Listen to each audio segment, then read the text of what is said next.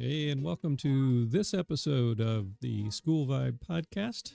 I am your host, Daryl Loy. I am the founder of the Modern Learning Collaborative. And we're going to spend some time today. This is sort of just a solo episode, me episode. We're going to spend some time today just talking about the work that I have done in my 21 years of education and the work that I am doing now through the Modern Learning Collaborative. So welcome. Glad you guys are here. Appreciate everything. Appreciate you joining. I would certainly appreciate if you would like and subscribe, as everyone asks you to do. This podcast, obviously available in all the places that you would find good quality podcast. Would love for you to like and share and leave a review. I'm also broadcasting on YouTube. I have a YouTube channel, SchoolVibe channel. And so I'm broadcasting there as well. So you could see the last couple episodes. See this one, you can subscribe over there as well.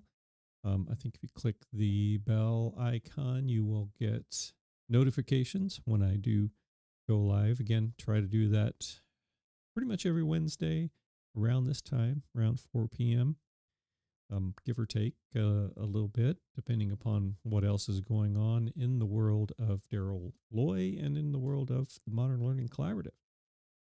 So, again, just want to take this episode to dig in a little bit deeper into the work that I have done in education and education technology specifically, and then talk a little bit about the Modern Learning Collaborative and the things that I have going on, things that I would like to do going forward, and just talk about all that and about the ways that I could partner with you if you're in educational leadership, if you are more interested, if you're a classroom teacher and you're interested in some of these concepts of modern learning and the kinds of environments that I plan to talk about today, then certainly reach out. Happy to collaborate with faculty as well.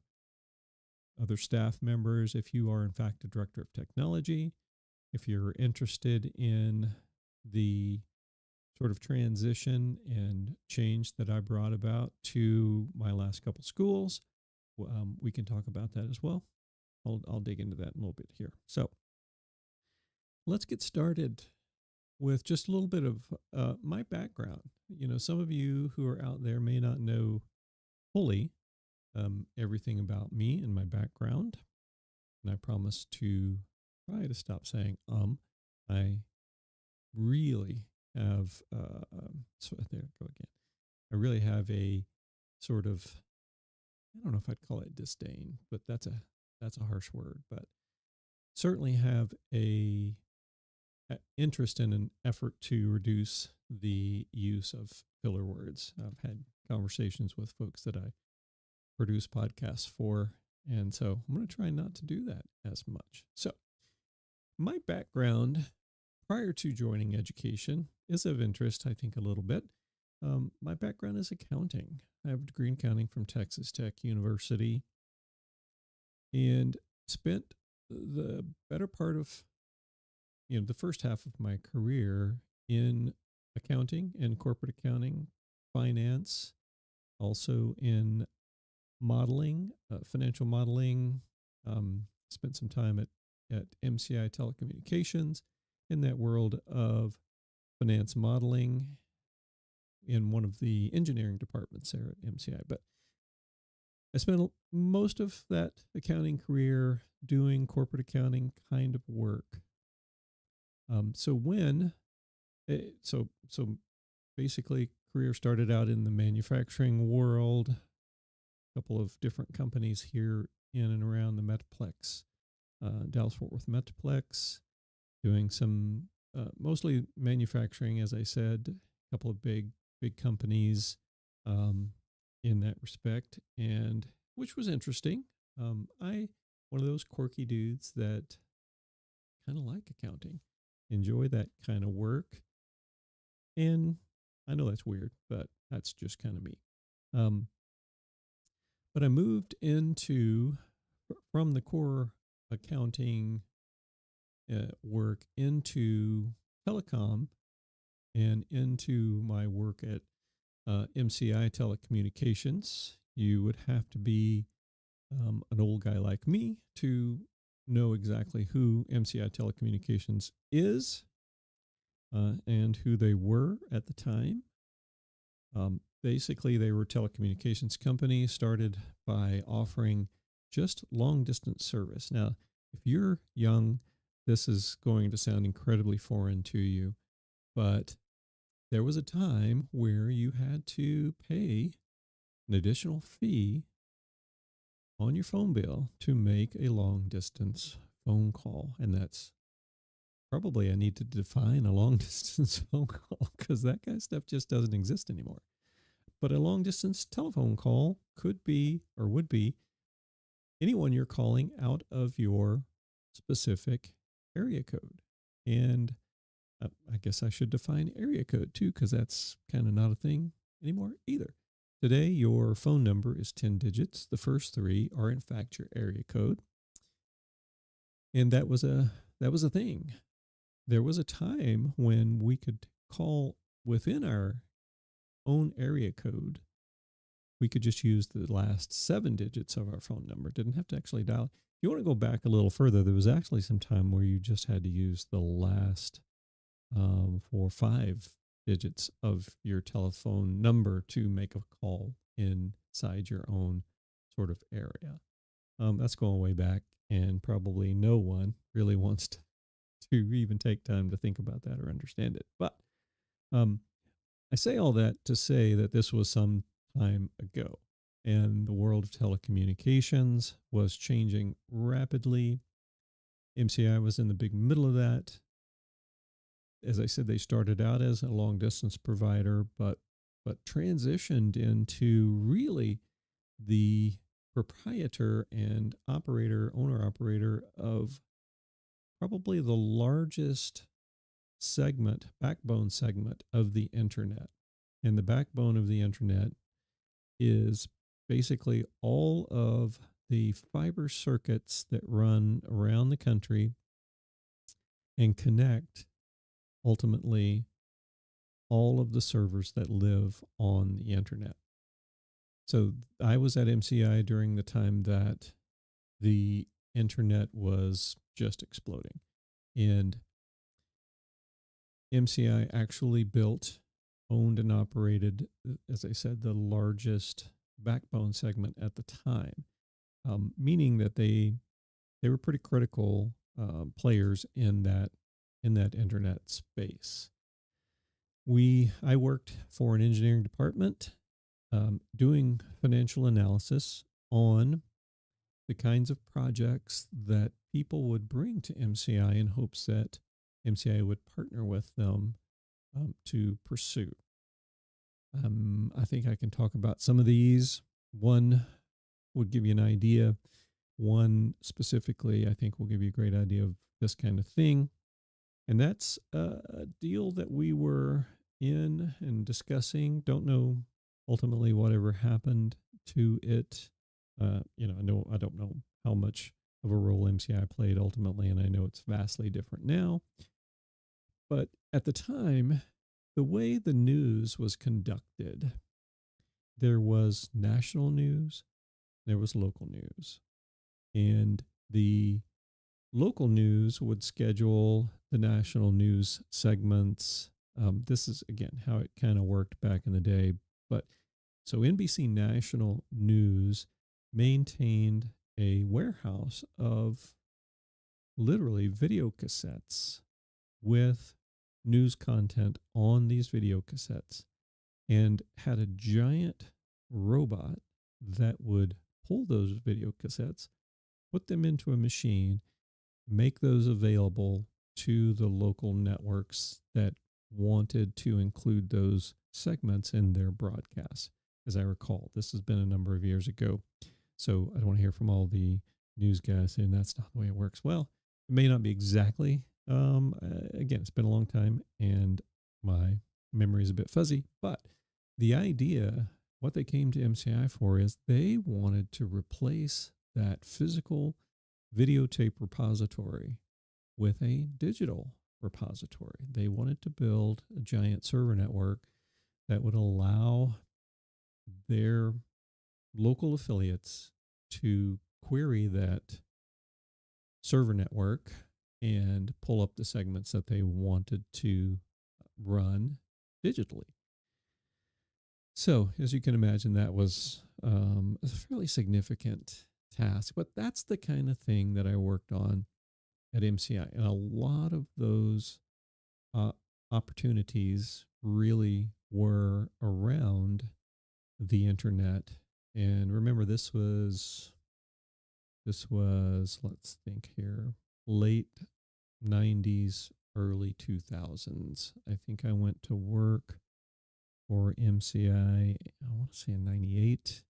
Haven't looked at my resume in a bit. And then, yeah, so I think that's about right. And so the internet was, as I said, exploding.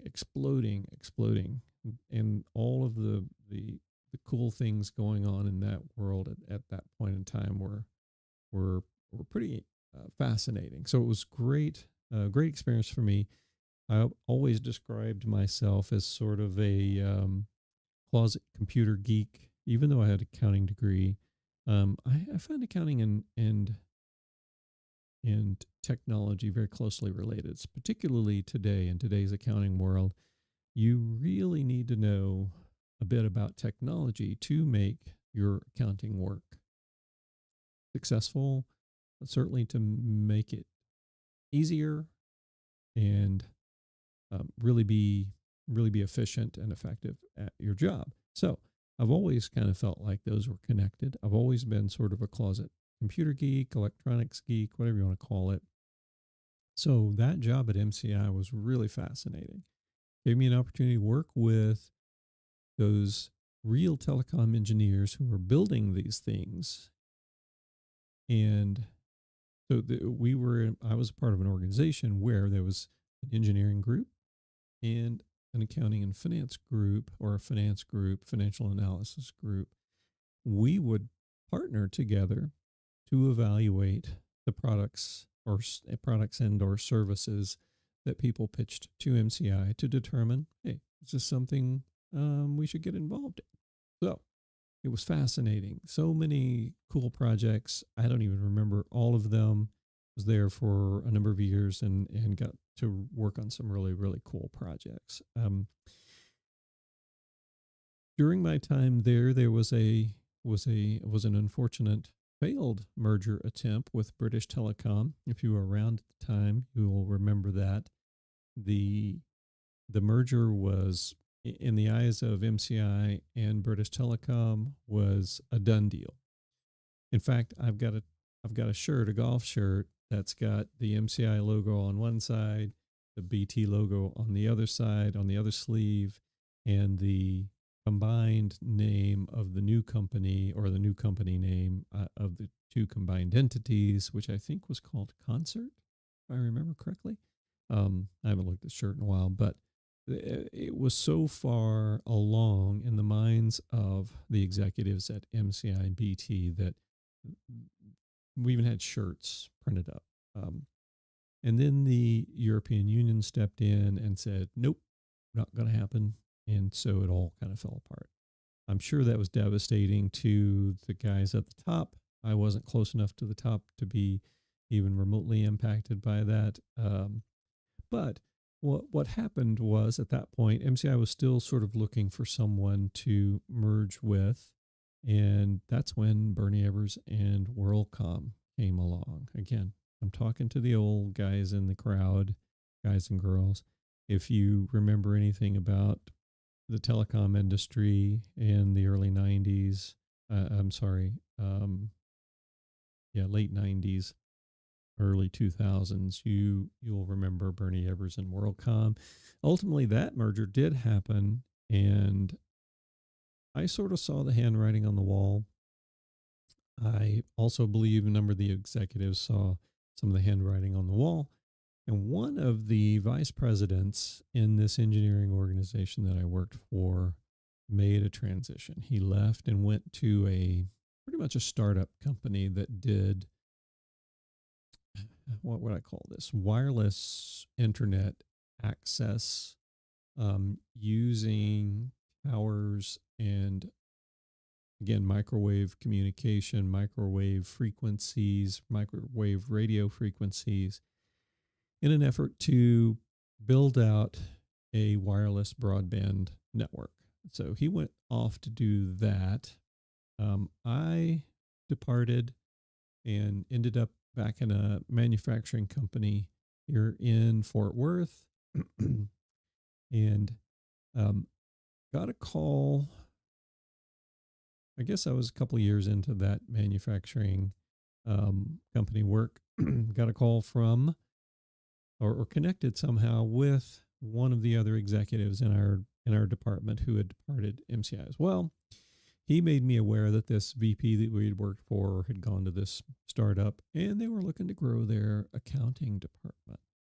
So I reached out. One thing led to another, and I actually went to work for my former VP at MCI in a little company called Clearwire, which was eventually acquired by Craig McCaw, built out, and has since been acquired by somebody else. I don't know. But again, an opportunity to stay very connected to the world of the internet and the sort of cutting edge technology that was going on at the time, to make this kind of service and features available across the country. It was very interesting technology. Again, it was wireless. So we were building towers and mounting equipment and broadcasting over radio frequencies that we had licensed. Did some great, interesting demos. We did one. I was not there personally, but we set it up in Jacksonville, Florida, on a large lake there in Jacksonville. We had a boat with a computer on the boat, lots of folks on the boat with this computer and big screen. And through our wireless broadband technology, and it was not broadband by today's standards by any stretch, but we were able to demonstrate that you could actually, out here in the middle of the lake, with no wires, you could surf the web. You could do email. You could do all of the things that you did on the internet in that early 2000 time frame. So, and that was fascinating. So the company was off to a decent start. As I mentioned, we used equipment that was broadcasting over frequencies that we had to purchase license for. And as a result of the owners of those licenses wanting a great deal of money for that license, the company Clearwire, eventually ran out of money.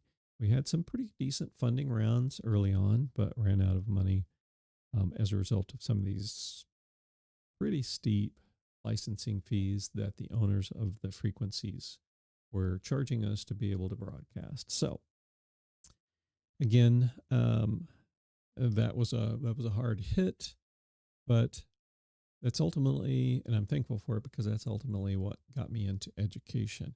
This was the summer of 2003. I literally came into work on a Friday. My family and I were leaving on vacation that evening. We were going to drive to Florida. That was sort of our summer vacation MO. We would spend a week in Florida over our anniversary. So I can tell you it was the last weekend in July, 2003. Came in on a Friday. The boss said, "Hey, I know you're going on vacation next week. Here's the deal. We're shutting down and laying everyone off. And so you don't need to come back after your vacation." So that was kind of hard to take. It was, pretty hard to take. My wife and I had a lot of conversations before we actually left on the vacation about, well, should we even go? Should I be looking for a job?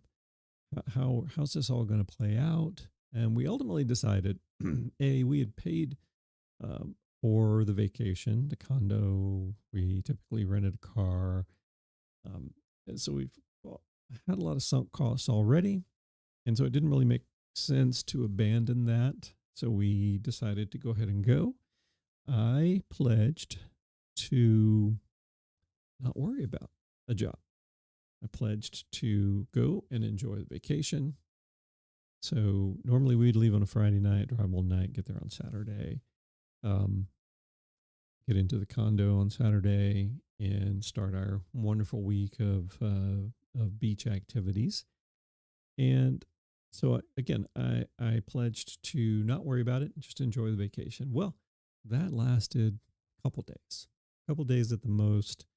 And I got antsy and decided I needed to start looking for a job. So I had a computer with me and opened up the computer. At the time, one of the biggest job websites, and I don't even know if it's still out there or not. I should check. Was a site called monster.com. Again, the old folks in the crowd will recognize that.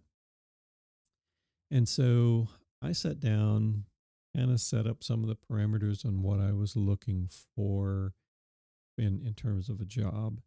And this job popped up at a little school in the southwest part of Fort Worth who was looking for a guy to or a person to serve as their director of operations. And that job entailed all the accounting and finance, running all the accounting and finance for the school, running the facilities department for the school, and running the IT department for the school. And I thought to myself, well, obviously I've got the accounting and finance background. Not a big deal. I think I could do that. Always been a closet IT and computer geek. So um, lots of experience with the internet, lots of experience thanks to MCI and Clearwire about and the good, great folks that I worked with, the network engineers. So a lot of good experience around building networks, what that meant, wide area networks, local area networks, all that kind of good fun stuff.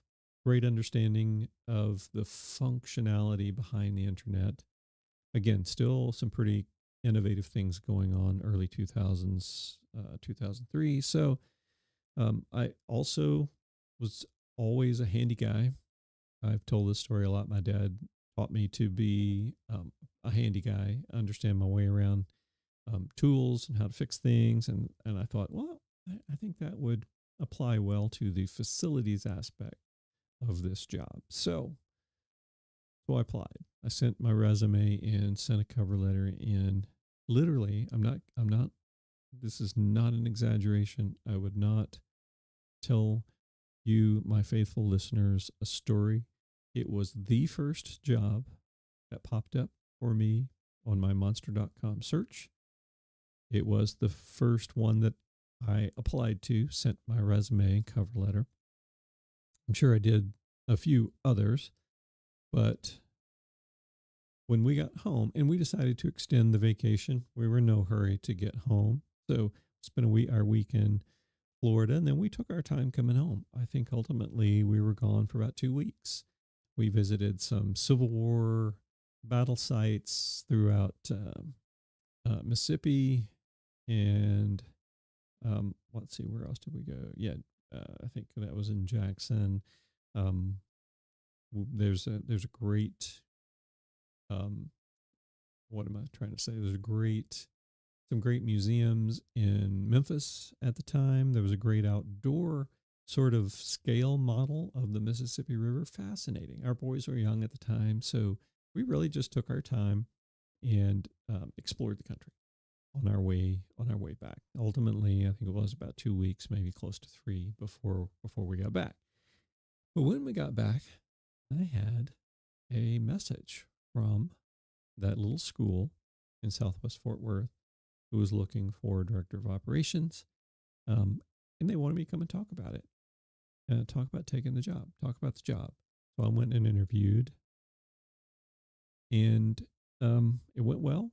And ultimately, as we know now, I got the job. Fort Worth Academy, director of operations, fall of 2003. And I thought to myself, after they made the offer, this sounds like a great job. My in-laws were in education. Both my mother-in-law and father-in-law were in education. My father-in-law was a teacher, and my mother-in-law worked in the administrative offices for the Birdwell School District here in Northeast Tarrant County.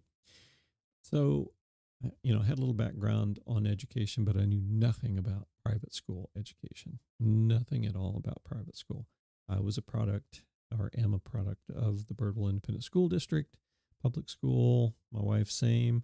Our oldest son was enrolled in public school. We moved him shortly, I guess around end of his kindergarten year. I'm sorry. It was about halfway through his first grade year. Maybe he started second. So he did second, third, and half of fourth at a small independent school who had a focus on dyslexia and helping dyslexic students learn. He suffered greatly from dyslexia. We moved him out of public schools and into that. I started work at Fort Worth Academy, fall of 2003. And we moved him over there shortly thereafter, when I really discovered the true value that independent school brings and the engagement that independent school brings, all the benefits. Again, I was a product of public school, had no idea, but that's where I began my real work in education technology. The school was already well on its way in a number of areas, but um, we worked hard to pioneer a number of new initiatives. And the first big one that came along was our one to one computer initiative that we launched for all of our middle school kids. And that involved quite a bit of work. It was a long runway. We evangelized that project and that initiative and that direction for the school for a long time. During that time, we were rebuilding networks. The whole infrastructure at Fort Worth Academy had to be rebuilt because I learned through my work with a number of other schools who were a little bit ahead of us that if that infrastructure did not work, you'd have a hard time getting your teachers to use it. Because the first time they popped open a machine and it didn't work, they'd close it and go right back to the way they used to do things. So, spent a lot of time building the network. We spent a lot of time evaluating devices, making a lot of those core decisions behind launching that one-to-one program. So we're very innovative in that respect. Really began to explore the world of education technology and the integration of technology into curriculum. We were one of the first schools in that part of Fort Worth to launch the one-to-one program, to the point where we were having schools asking if they could come and visit with us and talk about the work that we were doing, how we got there. We had schools from as far as Canada.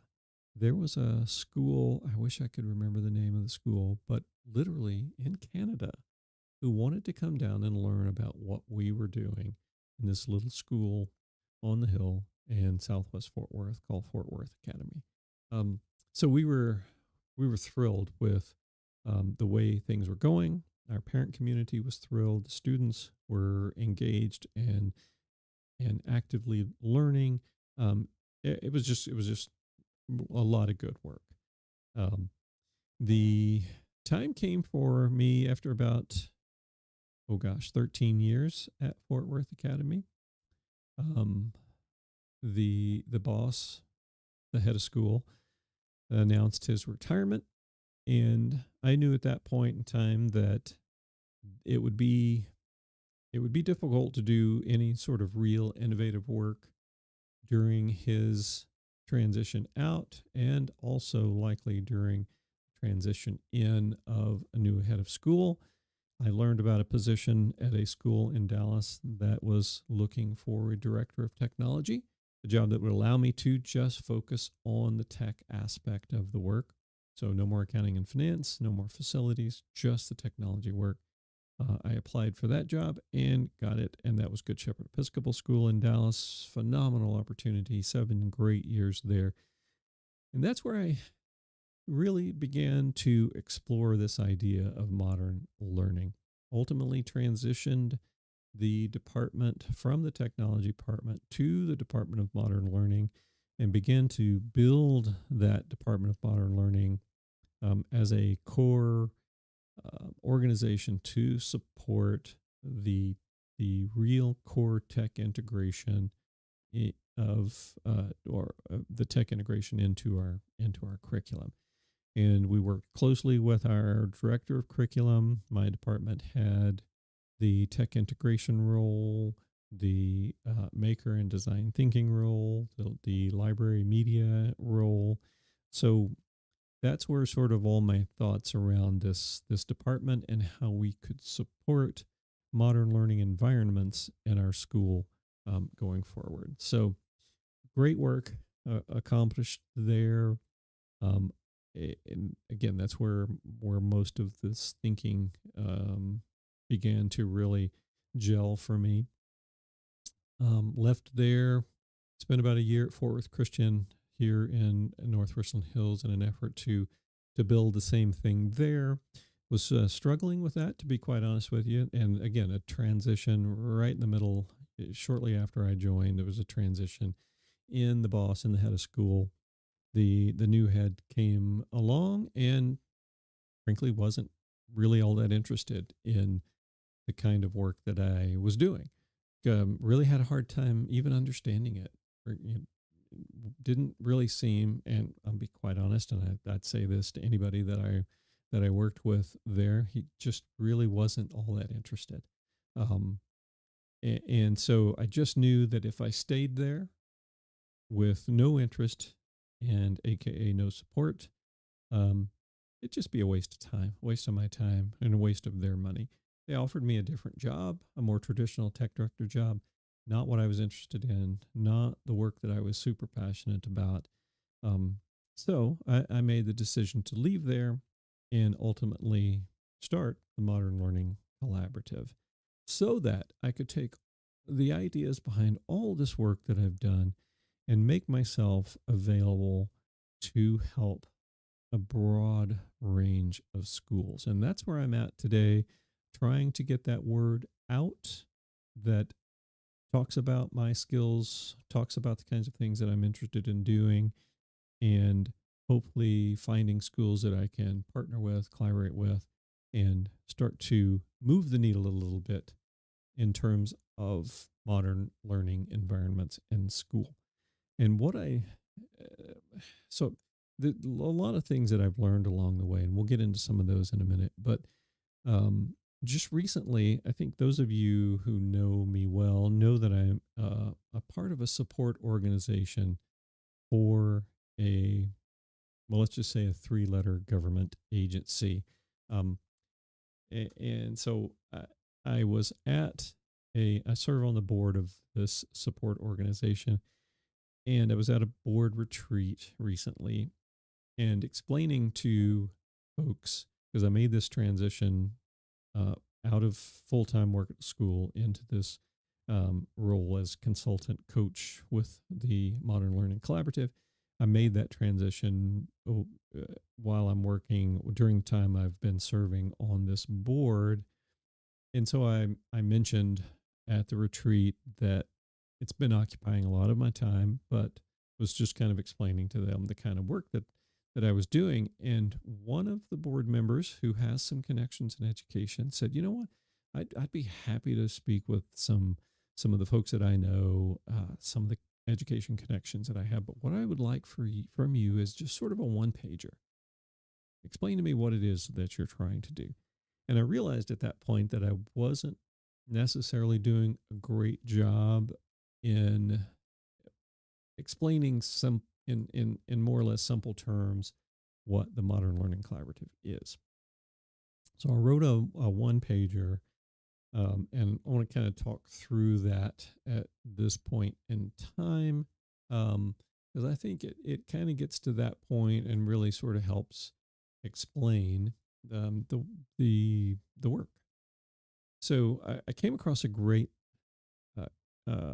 quote. Actually, it was an article of thought provoking questions from an author by the name of Morgan Housel, and he asked, among other in sort of thought provoking questions, he asked this question: "What was true a generation ago that no longer is, and who is clinging to that old truth?" And that's ultimately what's happening in education. And my response to that is, while it's difficult to quantify, I would say a lot of what goes on in education today is the answer to that question. And I don't think I'm alone in that assessment.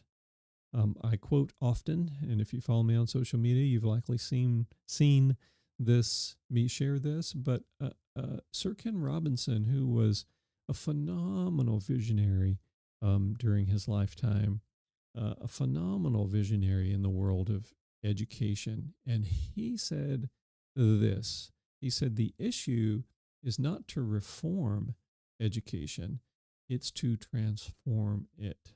For years, we had heard about let's reform education. Well, it's not a reformation. What's needed is a radical transformation. And therein lies the purpose of the modern learning collaborative. And the purpose is to move, to assist, to make that move towards that transformational sort of change. Um, and it it involves, as I said in my one pager, the ultimate rethink in the way things go on, and to really free students and teachers from the antiquated, ritualistic, and literally centuries old influences that exist today on education and learning.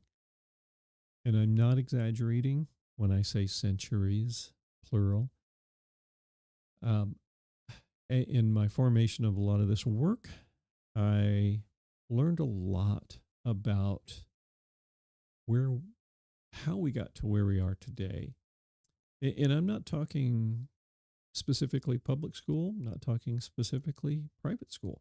I think a lot of what goes on in both public school and independent school really dates back centuries, centuries, centuries. It makes no sense. It ultimately makes no sense. So I want to work to start replacing some of these ritualistic ideas. The idea that good education involves the imparting of knowledge by an adult standing in front of a class. That's an idea that needs to go away. The idea that it's the second Tuesday in November and our sixth grade math class should be um, on chapter 7 of the textbook. That sort of ritualistic thinking just needs to go away. Also, want to replace the idea that every 13-year-old kid is the same mentally, emotionally, and equally as mature as everyone else in their grade, so they should all be lumped into the same classroom. That idea needs to go away. We know beyond a shadow of a doubt that there are, in fact, all kinds of minds among our students, and not everyone, in fact, it's rare that any two are really that identical. So I want to get rid of the idea also that learning occurs best in 50-minute blocks of time. Where did that come from? I can tell you where it came from. Why is it still a thing? It shouldn't be. Also want to get rid of the idea that students learn best when they work quietly and independently at their desk. Does that happen in the workplace? And ultimately, that's what we're talking about. Ultimately, I want us to really look at the world around us and acknowledge how much change has gone on in the world around us and how little change has gone on in education in that same time period. So all those ideas, they're grounded in a world that just ultimately does not exist anymore. And those ideas demonstrate that schools remain disconnected from reality, in my opinion. So let's begin replacing those ideas with realities that, knowledge is no longer um, synonymous with power. The internet has seen to that fact. Um, let's realize and start thinking and spread the idea that essential skills, such as the 5 C's of education: curiosity, creativity, communication, collaboration, and critical thinking, those are key to equipping and activating students today for their future.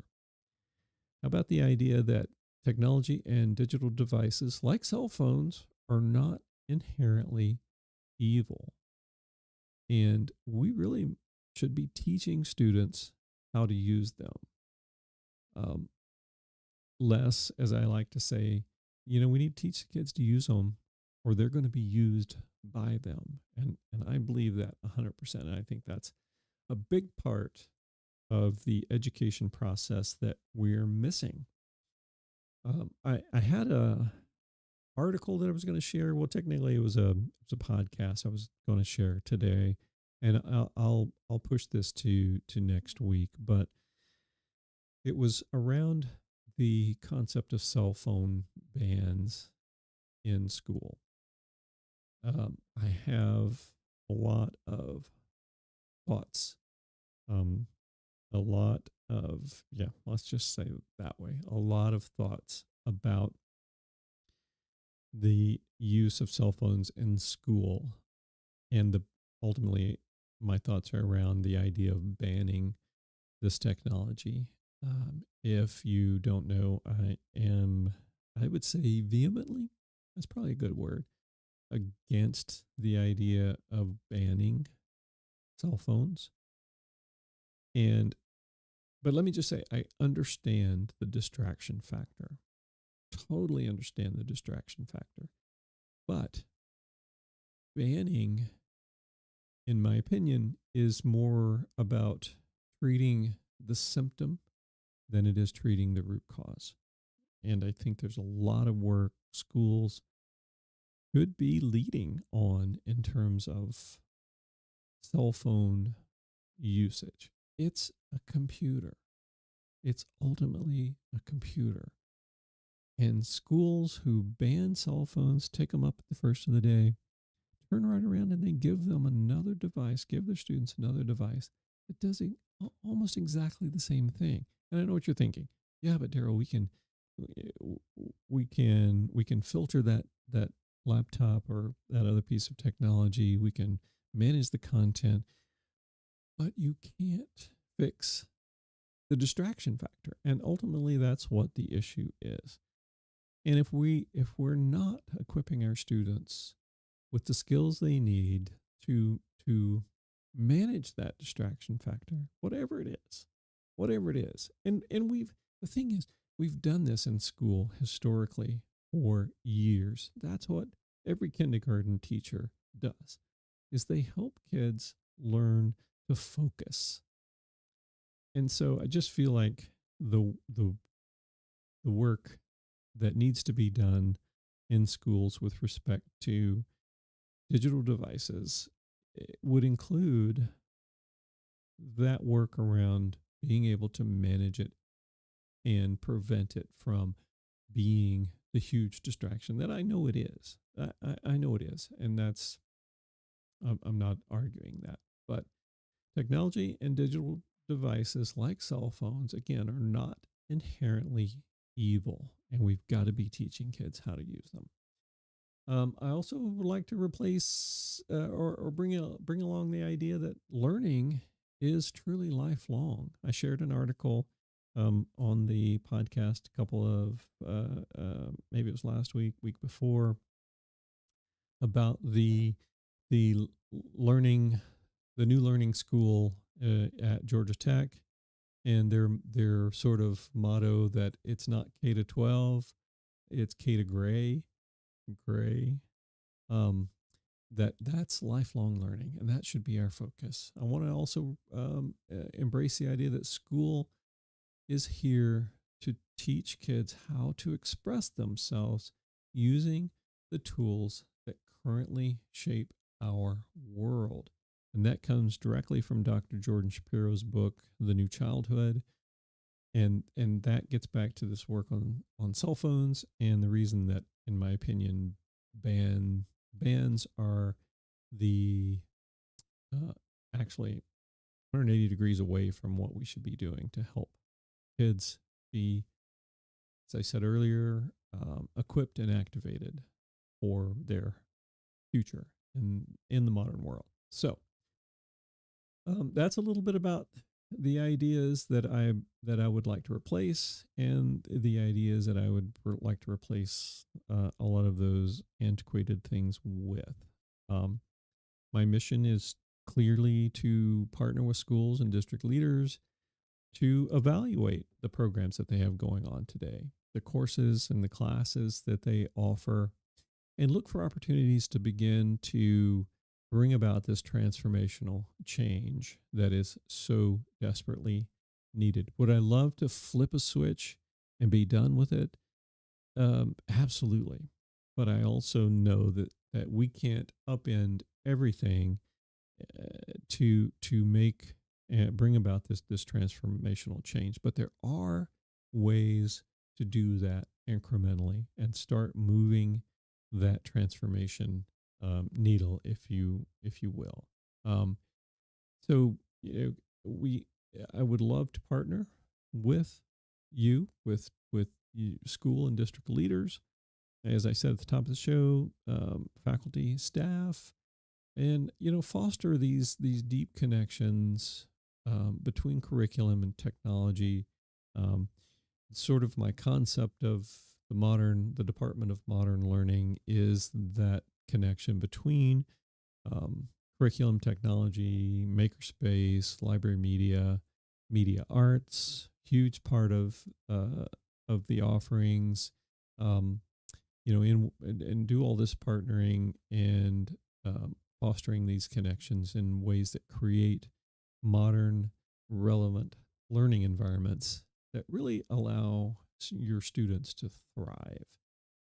We talked. One of the articles I shared recently was about the idea that schools are introducing um, work programs. The young lady that realized that she had an interest in becoming a plumber because of a class that she took in her high school.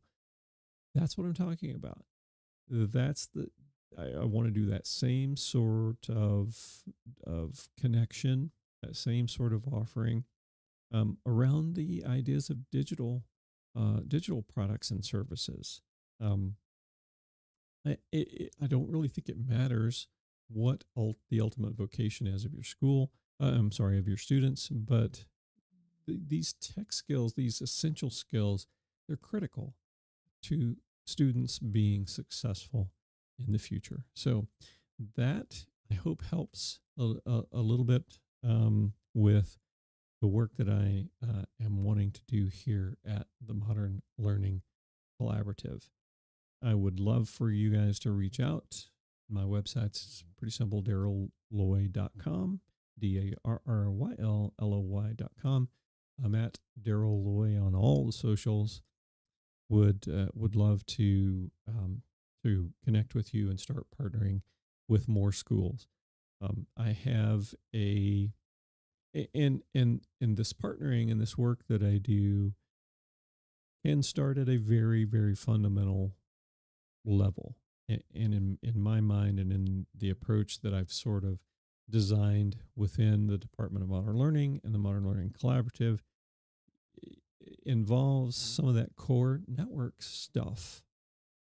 Because again, back to what I learned back when we launched that first 1-1 program at Fort Worth Academy, if a lot of your core network infrastructure is not solid, not in place, and it's not solid, everything that you build on top of that is going to be less than successful. So I am actually partnering with a school to do what I call a fractional education technology and IT audit, if you will.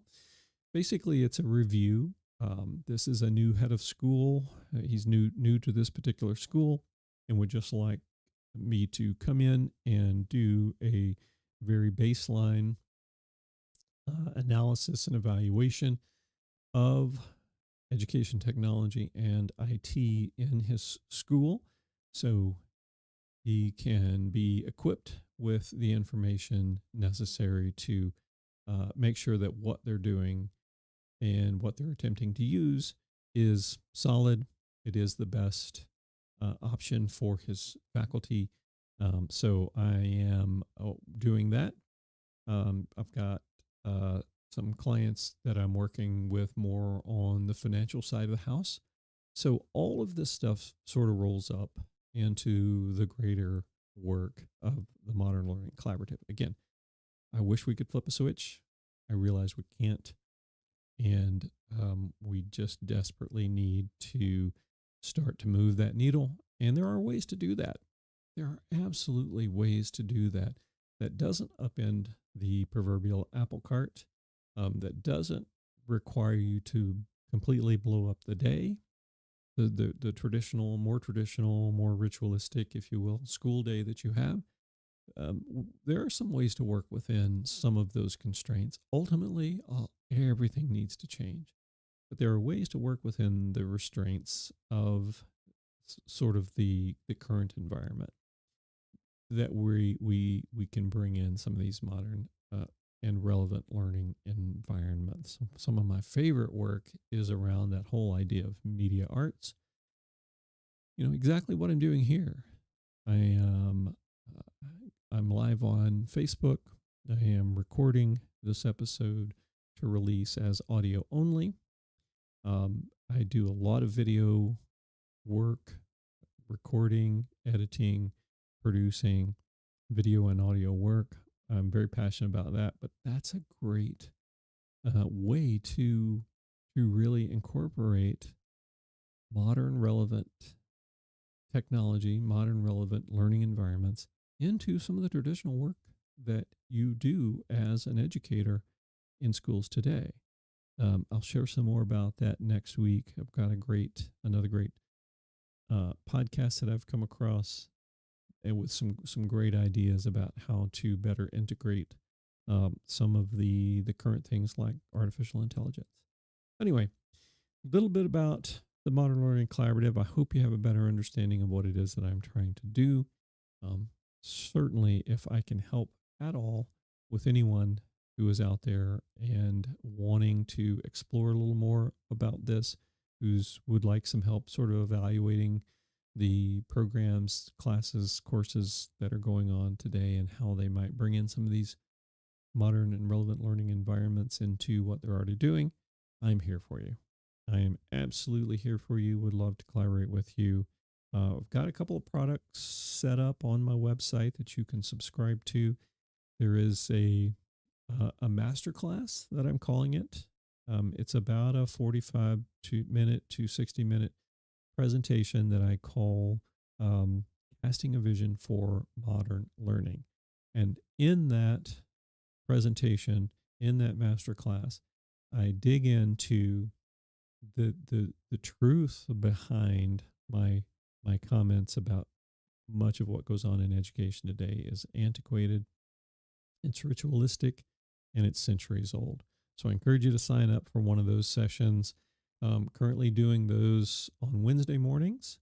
Again, about a 50-minute presentation with questions, Q&A. It may go 60, but I'd love to walk you through that and really help you understand the why behind my Modern Learning Collaborative initiative. So I'm going to wrap it up. We're at almost an hour. I appreciate you taking the time to listen to me talk a little bit more in depth about the kind of work that I want to do. Hopefully you understand that a little better. Hopefully you understand a little more about my background, how I got here today. Happy to have more detailed and more in-depth conversations with anyone who is interested. Would love for you to go to darylloyd.com, sign up for the Casting a Vision for Modern Learning Masterclass. Let's dig into the why behind all of that and start talking about how that might help you and your school. So with that, I'm going to sign off. Thank you so much for your time today and listening and or watching. I appreciate it, and we'll see you next time.